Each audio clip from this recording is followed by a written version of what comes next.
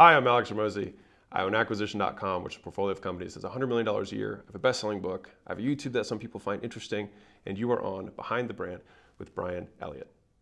The last book, you sort of left off where some of your last videos are. Give us a preview into what the next chapter is, what the next book is about. So the next book, tentatively, is titled $100 Million Leads, because most people had to fix their offers, which was the title of, which is $100 Million Offers was the first book, which is what are you actually going to present to a customer in order to get them to give you money. The second thing that happens after people have that and people start giving them money is they want more. And so they want more people to present to. And so they need more leads. And so the subject of that, the title of the book is leads, but the subject of the book is advertising, which by the definition is to make known. So how to make known. My interpretation is there's two paths. There's direct marketing or direct response, advertising, and then there's branding. And I think I've heard you say that you're more, if you were 80-20 advertising or direct marketing before, you are now flipped the script and you're more into branding. Why did you do that, and why do you think that's better now? It's because you're more established, you have the money in the bank, you've done the business? I think that having the money in the bank enables more branding. Right. And so I actually think that branding is a higher return on advertising over a longer time horizon. Me too.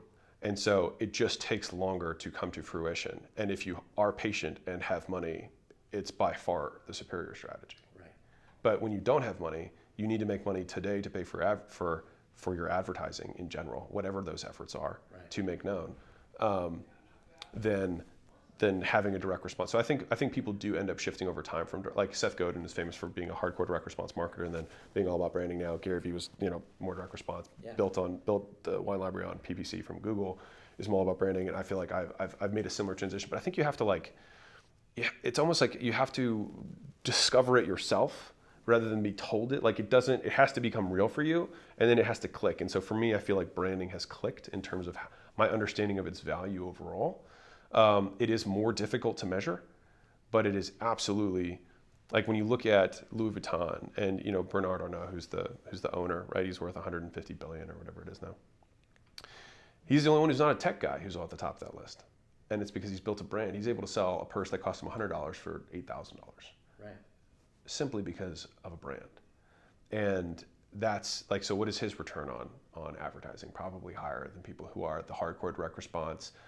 Funnel, upsell, downsell, blah, blah, blah, like disc, buy two purses for one off, like that's direct response.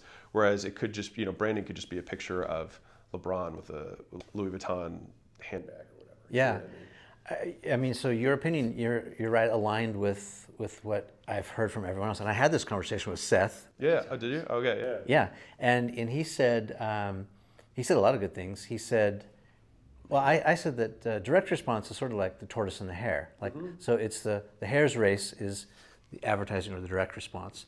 And you're right. Sometimes you need to fill the funnel because you got to keep the lights on, or you're bleeding out $3,000 a day, and you got to get those leads that convert to sales. And then if you can do branding, it's like the tortoise's race, slow and steady, but it ends up winning the race. And he said, if you want to know whether or not you have a brand or not, people will pay a premium for a brand. Yes.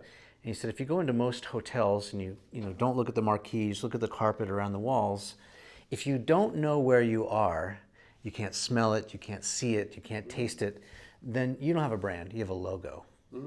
And a brand is, he used the example of Nike in this story. He goes, if Nike built a hotel, you could kind of imagine what that might look like or smell like or feel like. And the same goes for our personal brands, but our personal brands too, right? If we're building empires like Gary is, you can imagine what Gary's, next thing could look like, or Alex's next thing is probably going to have, arms, sleeves cut off, so there's room for the arms to grow, or at least legs. Are you a leg guy? Yeah, I think so.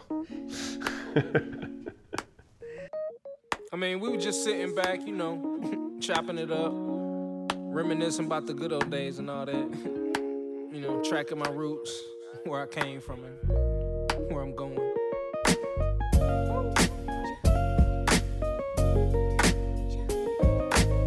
But like I say, man, always said it. It's not about the destination. Nope. It's all about the journey. It's all about the journey, baby. Ain't nothing changed but the weather. The dangling carrot, it hang from the rear view.